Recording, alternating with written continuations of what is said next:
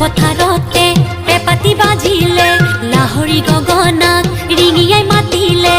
মোৰ পথাৰতে পেপাতি বাজিলে লাহৰি গগনাক